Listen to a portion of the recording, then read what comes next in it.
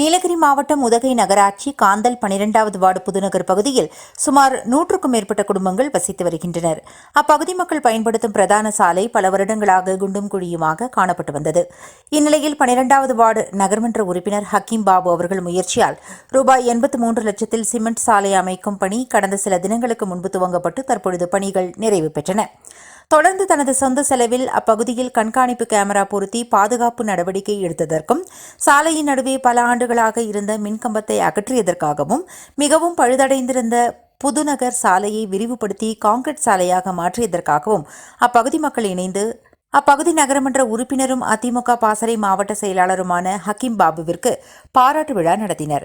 விழாவில் நகரமன்ற உறுப்பினருக்கு பொன்னாடைகள் அணிவித்து இனிப்புகள் வழங்கி சாலை அமைத்த பணியாளருக்கு மதிய உணவும் வழங்கினர். நிகழ்ச்சியில் அப்பகுதி மக்கள், மீனவர் அணி செயலாளர் விஷாந்த் மற்றும் அதிமுக நிர்வாகிகள் கலந்து கொண்டனர்.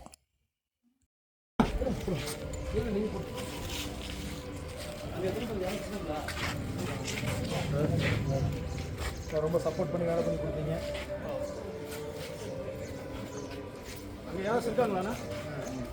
அந்த வண்டி ஓட்டுறவரு வந்துட்டார், இங்கே இருக்காரு. செந்தில் வா, செந்தில் வண்டையா? இங்கே வந்து